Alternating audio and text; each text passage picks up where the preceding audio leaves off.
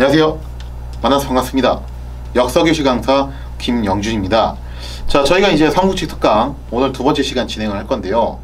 지난 시간에는 이제 삼국지의 한 축을 다뤘던 오나라의 이제 손견, 손책, 손권, 삼부자에 대한 이야기를 한번 다뤘었죠. 오늘 이 시간에는요, 그런 군주, 제후는 아니었지만 나중에 결국에는 제후가 되기는 되죠. 삼국지의 인물 중에서 굉장히 많은 인기를 누리고 있는 인물입니다. 그 사람이 누구냐면은 관우죠. 그래서 관우에 대한 이야기를 한번 해볼 건데요.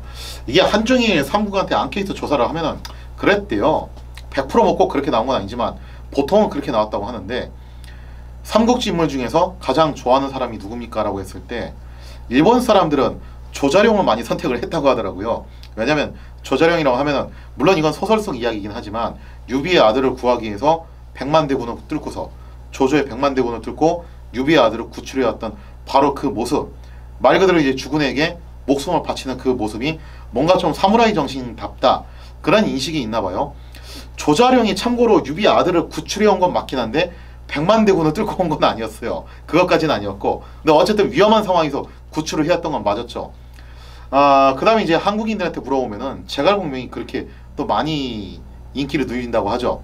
역시 우리나라가 좀 이제 학부열이 높은 나라답게 공부 잘하면서도 출세했고, 그럼에도 불구하고 마지막까지 충성을 바쳤던 그런 이제 브레인의 상징 제갈공명이 한국인들 사이에서는 인기가 굉장히 많다라고 해요. 중국인들한테 물어보면은 누구를 많이 얘기를 하냐면은 바로 관우를 이야기를 많이 한다고 하죠. 자, 그래서 이 관우를 왜 그렇게 중국인들은 좋아하는가? 사실은 뭐 중국인뿐만 아니라 한국인, 일본인들도 관우를 제법 좋아합니다. 거의 뭐 1, 2등을 다투는 인물이라고 볼 수가 있는데요. 그러면 관우가 왜 이렇게 인기가 많을 수밖에 없었냐? 그 이야기를 오늘 한번 같이 다뤄보도록 하겠습니다. 자, 삼국지에서 유비의 오른팔 왼팔 역할을 하는 인물이죠. 유비의 의형제이자 오른팔 왼팔 역할을 하는 인물이 관우하고 장비 두 사람입니다. 이 두 사람은 이제 유비하고 뗄래야 뗄 수가 없는 그런 관계인데요. 다만 좀 이제 애석하기도 관우도 그렇고 장비도 그렇고 그 출신 성분이 좀 명확하게 기록이 안 나와 있어요. 제가 이제 전 시간에도 설명드렸다시피 정사 기록은 역사 기록이다 보니까 그 사람이 어디 출신이고 뭐 조상이 뭐 있고 직업이 뭐였다, 이런 게 좀 기술이 돼 있기 마련인데, 그런데 이 관우와 장비는 정사 기록에서 그 조상이라든가 출신이라든가 본래 직업에 대해서 굉장히 잘 안 나와 있습니다, 기록이. 소설에서는 뭐 이제 이런저런 설정들이 붙어 있지만 그건 소설에서 나온 이야기고, 실제 역사 기록은 굉장히 간단하게만 써 있어요. 뭐 장비는 연 땅 지역이 이제 고향 출신이다, 뭐 그 정도 이야기만 나와 있고, 관우 같은 경우는 하동 해량 사람이다. 그런데 어떤 일이 있어가지고 자도 바꾸고 유비한테 의탁을 해가지고 탁군까지 건너오게 되었다. 요게 이제 관우와 관련된 기록의 거의 전부입니다. 그러니까 관우가 유비를 만나기 이전 이야기죠. 그만큼 이제 기록이 상당히 좀 약소하게 되어 있는데, 이걸 토대로 놓고 봤을 때 관우하고 장비 역시 집안이나 그런 이제 출신 가문이 아주 좋은 편은 아니었다. 좀 한미한 집안 출신일 가능성이 높다라는 거죠. 다만 두 사람 다 글을 알았어요. 글을 알고 나름 책도 보고 뭐 또 문장도 좀 쓸 줄 알고 그랬는데, 이런 걸 놓고 보면은 완전 평민은 또 아닌 것 같아요. 그래서 이제 유추를 하는 게 뭐냐면은 둘 다 원래는 있는 집안이었겠지만 어쩌다 대를 거듭하면서 이 사람들 때에 와가지고 몰락을 했을 것이고, 몰락한 그런 좀 이제 집안의 자제들이 아니었겠냐, 그렇게 이제 유추를 많이 하고 있죠. 그래서 관우 장비가 유비하고 만나가지고 서로 이제 같이 의형제를 맺었던 것도 끼리끼리 모인 것도 없지 않아 있어요. 유비도 따지고 보면은 몰락한 황족이잖아요, 이 사람. 몰락한 사람들끼리 모여가지고 서로 이제 처지가 딱 비슷하고 뜻도 맞고 하니까, 그래서 이제 같이 이제 이들이 한 팀을 꾸렸던 것이 아닌가라고 볼 수가 있겠죠. 자, 관우와 관련된 실제 정사 기록이 이렇습니다. 관우는 자가 운장이고 본래 자는 장생이며, 그러니까 자를 바꿨어요. 사실은 그 중국인들이 원래는 이름을 잘 안 불러요. 관우야 이렇게 잘 안 부릅니다. 어떻게 하냐면은 자를 불러요. 보통은 뭐 운장, 원래 자가 이제 장생이죠. 그러다 보니까 관우 같은 경우 사실상 장생에서 운장을 바꿨다는 것은 우리나라식으로 따지자면 거의 계명에 가까운, 뭔가 좀 사정이 생겨가지고 이름을 바꾼 것에 가깝다고 볼 수가 있습니다. 하동군 해연 사람인데 망명하여 탁군으로 달아났다라고 돼 있어요. 뭔가 지금 사건이 터져가지고 탁군으로 도망을 쳤는데 그 뭔가 사건이 뭔지는 정사에는 정확하게 나와 있지 않습니다. 그래서 이거는 야사 내용인데요. 야사 기록에 따르면요. 다만 좀 신빙성이 있는 걸로 보고 있어요. 하동군 해연이 뭐 하는 지역이냐면은 여기가 아마 옛날에 여기까지 바닷물이 들어왔다가 미처 바닷물이 못 빠져나가고 갇혀서 소금 호수가 만들어진 지역입니다. 그래서 왜 우리나라 그 강릉 경포 호수도 그런 대표적인 석호죠. 그런 소금 호수인데 이 하동 해연도 그런 대표적인 소금 호수였어요. 그래서 여기는 내륙 지역임에도 불구하고 사실은 뭐가 발달을 했냐면은 염전, 소금이 발달을 했죠. 근데 이때 당시 소금은 국가에서 관리하는 전매 품목이에요. 일반인이 이거 관리를 못했어요. 일반인이 사고 파는 게 금지가 돼 있었는데 당연히 이거 금지시키면 사람들이 안 하냐? 더 하려고 하죠. 돈이 되니까. 그래서 소금 밀수업이 굉장히 많이 행했던 곳이 하동군 해연이고, 그래서 아마 관우가 실제 정사 기록을 놓고 봤을 때 체격도 정말 건장하고 힘도 장사였고 무예도 출중하고 그랬다라고 하니까 아마 여기서 그 소금 밀매업을 하면서 나름 이제 칼잡이 역할을 했던 그런 사람이 아니었을까라고 추정을 하는 거죠. 그래서 자까지 바꾸고서 망명해서 탁군으로 도망간 거는 이 소금 밀매업을 하다가 그만 정부의 감시망이 걸려가지고 도피를 했던 게 아니었냐, 그렇게 좀 많이 보고 있습니다. 자, 그래서 이제 탁군으로 달아나서 여기서 유비, 관우, 장비 삼형제가 만나게 되는데요. 여기서 유비가 향리에서 무리를 모으니 관우는 장비와 함께 그를 위해 적을 막아냈다. 여기서 말하는 적은 황건적입니다. 황건적이 난이 일어나자 유비가 동네에서 이제 의용대를 갖다 조직을 했고 거기에 이제 관우하고 장비가 참여를 해가지고 이 세 사람의 인연이 이렇게 시작이 되었다라고 볼 수가 있겠죠. 자, 그래서 이제 보시면요, 지도에서 하동군 해연이 어디냐면은 저 가운데 보시면 사례라고 써있는 데 있죠, 그죠? 저 사례의 약간 좀 위쪽, 사례하고 기주 그 사이쯤에 되는 지역이 하동군 해연이고, 유비가 있는 탁군은 유주입니다. 동북 쪽에 보면 가장 끄트머리 있는 거, 저쪽이 이제 탁군이에요. 멀리까지 도망간 거죠. 요즘으로 치자면 저기 막 철책선 근처까지 도망을 치는 셈인데 그만큼 좀 사정이 다급했던 모양이에요. 그리고 저기서 저 유주 탁군에서 유비관우 장비 이 세 사람이 서로 결의를 맺고서 의용대를 조직을 한 것이 삼국지 역사에 어떻게 보면은 첫 등장이라고 볼 수가 있겠죠. 자, 그래서 이들이 도원의 결의를 맺게 되는데요. 우리가 태어난 날은 서로 다르지만 죽는 날은 같은 시, 같은 날에 죽기를 원하나이다. 그게 굉장히 유명한 이야기잖아요. 근데 도원의 결의가 실제로 있었냐? 사실 그거는 소설에서 나온 이야기고 실제 정사 기록에는 원래는 도원의 결의라는 것이 없습니다. 정사 기록에는 원래는 없는데 다만 정사 기록에 그런 말은 있어요. 관우하고 장비가 유비를 형님으로 모셨다. 그래서 형제처럼 서로 이제 대했다라는 기록은 있습니다. 다만 대사 쓸 때는 이게 역사 기록이가 좀 딱딱해요. 관우가 뭐 유비한테 형님 이렇게 안 부르고 당연히 주공, 장군님, 나중에 왕이 됐을 때는 전하, 폐하 이렇게 이제 호칭을 붙인다는 거죠. 반대로 유비도 관우, 장비를 갖다가 부를 때 관우야, 장비야 이런 식으로 안 부르고 귀공 이렇게 부릅니다. 그래서 정사 역사책은 굉장히 딱딱하게 기술이 되어 있는데 대신에 이제 뭐라고 명시를 하고 있냐면은 유비가 관우하고 장비를 대하기를 마치 형제처럼 대했다. 그래서 같은 식탁에서 밥을 먹고 같은 침상에서 잠을 자고 술에도 같이 타고 다니고 하면서 그야말로 생사고락을 함께 했다라고 기술이 되어 있죠. 그래서 이거를 토대로 해가지고 소설 삼국지에서는 도원의 결의라는 그런 이제 드라마틱한 장면이 나오게 된 건데요. 도원의 결의라는 사건이 실제로는 없었을 수는 있겠지만 어쨌든 이 세 사람이 형제처럼 친밀하게 지냈다라는 말 자체는 맞다라고 볼 수가 있겠죠. 자, 그런데 그 관우가 이제 한 가지 중간에 좀 거시기한 행동을 하게 되죠. 그게 뭐였냐? 유비가 조조하고 이제 원래 처음에는 같이 중앙센터에 있다가 여포를 쓰러뜨리고 중앙에 잠깐 가서 좌장군 직을 맡죠. 하지만 중간에 조조 밑을 빠져나와서 서주를 낼름 차지를 해버립니다.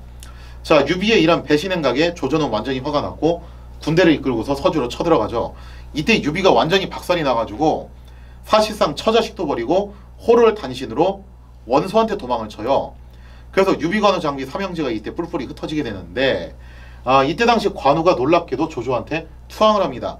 왜 투항을 했냐면은 그때 관우가 유비의 식솔들을 보호를 하고 있었는데 조건이 그거였어요. 유비의 식솔들의 안전을 보장해주는 조건으로, 그리고 유비의 생사가 확인되면은 나는 바로 떠나겠다, 그런 조건으로 관우가 조조에게 투항을 했다라는 겁니다. 그러니까 조건부 투항인 셈인데, 근데 조조는 관우를 굉장히 마음에 들어 했고 아마 그런 생각을 했던 것 같아요. 유비의 생사를 알면은 관우가 이제 조조 밑을 떠난다. 내가 근데 관우한테 엄청 잘해주면은 관우가 설마 떠나겠어? 라면서 좀 나름 자신감이 있었던 것 같아요. 하지만 유비의 생존이 확인이 되자 관우는 정말로 떠납니다. 그러면서 소설 삼국지에서는 관우가 5관문을 지나면서 이 5관문을 지키는 장수들을 목을 쳐가면서 그렇게 이제 강행 돌파를 해가면서까지 유비를 찾아갔다 라면서 이제 관우의 그런 이제 의리, 이런 것들을 많이 이제 강조를 하는데요. 그럼 이게 소설 속의 이야기인데 실제 있었던 이야기냐, 이것이 놀랍게도 이거 실제로 있었던 이야기예요. 다만 오간참장은 그거는 허구입니다. 오간참장은 허구인데, 즉 5관문을 돌파하면서 강행 돌파하면서 여기를 지키는 장수들을 죽였다, 요거는 허구지만 당시 관우가 조조 밑을 떠나가지고 유비한테 돌아간 것은, 그것은 역사적 사실이에요. 그래서 이게 정말 얼마나 대단한 거냐면요, 제가 어릴 적에 소설 삼국지를 들었을 때는 저게 뭐 그냥 관우가 의리가 있으니까 저렇게 했겠지, 대단하긴 하지만 의리 있으면 저 정도 할 수 있는 거 아닌가 라고 생각을 했는데, 성인이 되고 나서야 알겠더라고요. 한번 생각을 해보십시오. 성인이 돼가지고 취업을 했어요. 처음에 취업을 했는데 거기 사장님하고 제가 이제 뜻이 맞아가지고 뭐 이제 서로 호영호재하면서 지내는 사이예요. 근데 문제는 그 회사가 조그마한 중소기업이고 그것도 부도가 나가지고 막 차압딱지 붙이고 사장은 지금 도망갔어요. 그러면서 지금 나는 월급도 몇 달째 밀려 있는 겁니다. 그런데 그런 와중에 대기업에서 저를 갖다 스카웃을 한 거예요. 굉장히 좋은 조건으로 스카웃 해가지고 나한테 차도 한 대 뽑아주겠다, 집도 한 채 주겠다, 바로 부장직이 주겠다, 원하면 나중에 계열사 하나도 떼주겠다, 연봉 지금 받는 거 10배는 주겠다. 그래서 이쪽으로 이직을 하라는 거예요. 그쪽으로 이직을 했어요. 그래서 그 대기업에서 어마어마한 연봉을 받고 있다가 나중에 그 도망갔던 중소기업 사장이 저한테 연락을 한 겁니다. 나 다시 재기하고 있다, 나한테 와주면 안 되겠냐 했을 때, 여러분들 그 대기업 박차고 갈 수 있겠어요? 거기를? 누가 가겠어요? 그걸 갖다가. 근데 관우는 그걸 했다라는 거예요. 근데 이게 단순히 의리만 가지고 설명할 수 있는 그런 수준을 넘어섰다는 거죠. 이러한 면모 때문에 중국인들은 관우를 굉장히 높이 평가를 했다는 겁니다.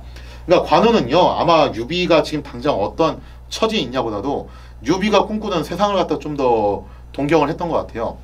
이 역사 기록을 보면 흥미로운 게, 아무래도 시대가 험악한 시대인 만큼 철저한 약육강식의 시대거든요. 그래서 조조나 손권이나 원소 같은 그런 군번들의 경우 필요하다면은 약자들, 힘없는 그런 이제 하층민 서민들이죠, 이런 사람들을 희생시키는 정책들을 종종 펼쳐왔어요. 근데 유비 같은 경우는 유일하게 눈덩이 같은 손해를 감수하면서도 그런 행동을 하지 않으려고 굉장히 노력을 했던 인물이죠. 아마 관우는 그런 유비의 면모를 보고서 푹 빠져들었던 것이고, 그래서 마지막까지 충성을 바쳤던 것이라고 볼 수가 있겠습니다. 자, 이렇게 해서 이제 관우가 유비 휘하에 있으면서 결국에는 나중에 이제 그 보상을 받게 되죠. 유비가 촉이란 나라를 세우게 되고 한중왕의 자리에 올라가게 됩니다. 그리고 관우는 거의 그 다음 가는 서열 자리에 올라서게 되죠. 하지만 관우가 조조하고의 전쟁 중에 손권이 갑자기 배신을 하는 바람에 여기서 참패를 하게 되고 관우는 죽임을 당하게 됩니다. 그러나 관우가 이제 일생을 살면서 보여줬던 그런 충의로운 모습 때문에 수많은 사람들은 이제 관우를 추앙을 하게 되고 관우를 아예 신으로 섬기게 됐다는 거예요. 그래서 그 유명한 관악묘라는 것이 만들어지게 되고, 관우는 아예 전쟁의 신이 돼서 사람들한테 후세토록 그렇게 추앙을 받게 되었다는 거죠. 자, 근데 이 관우라는 인물의 장단점이 정사 기록에는 명확하게 이렇게 나와 있는데요. 다 뭐 잘한 건 아니었겠죠, 관우도. 근데 관우가 우리가 어떤 점이 좋았고 어떤 점이 좀 문제가 있었나를 살펴보면 이렇습니다. 정사 삼국지에는 이렇게 평론이 나와 있어요. 평한다.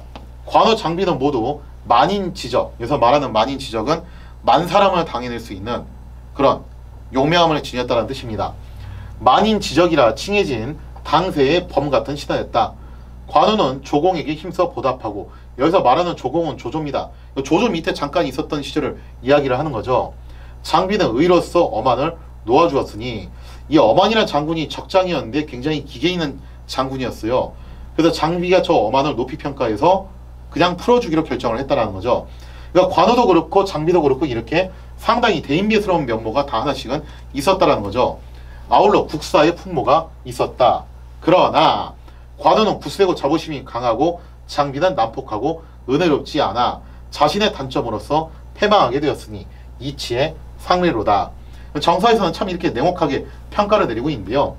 관우가 조조 밑에 있었다가 유비한테 다시 이제 돌아가는 그런 어마어마한 당대 기준뿐만 아니라 현대 기준으로도 참 선택하기 힘든 그런 어마어마한 모습을 보여줬죠. 그런 걸 놓고 보면 조조가 관우를 탐냈던 것도 무리는 아니에요. 그만큼 관우의 충의가 대단하다는 건데, 그런데 그 관우에게도 단점이 있었으니 지나치게 이제 자부심이 강했다는 점. 그래서 이제 이런 점들 때문에 주변 사람들한테 좀 시기 질투를 받을 수도 있고, 혹은 주변 사람들과의 관계에서 마찰이 생길 수 있다는 거죠. 그래서 이러한 것들로 인해서 관우가 결국 몰락을 하게 되었다. 특히 관우가 손권을 그렇게 무시를 했거든요. 이게 결국 관우가 몰락하는 계기가 되었습니다. 그래서 이런 걸 놓고 보면은 이렇게 충의의 사나이, 모든 것이 완벽해 보이는 멋들어진 인물도 단점은 한 가지쯤은 가지고 있더라. 그래서 이런 단점들을 갖다 우리가 잘 극복을 할 필요가 있지 않겠는가. 만약에 그랬다면 관우가 이런 비극적인 추후를 맞이하지 않았을 수도 있죠. 하지만 반대로 저런 비극적인 추후를 맞이했기 때문에 영웅의 조건이잖아요. 시련을 이기고 역경을 견디고서 성공한 인생. 하지만 마지막에 비극적인 추후를 맞이했다. 이 점 때문에 관우가 또 유달리 인기를 얻었던 것이 아닌가라는 생각도 조금은 듭니다. 자, 그래서 오늘 이 시간에는 관우에 대한 이야기를 다뤄봤다면요. 다음 시간에는요. 관우하고 반대로 인기는 별로 없지만 정말 롱런하면서 길게 가면서 결국에는 삼국지 최후의 승자가 됐던 인물이었죠. 바로 사마이. 그 사마이에 대한 이야기를 다음 시간에 다뤄보도록 하겠습니다. 이 시간 이야기 여기서 마치겠습니다. 감사합니다.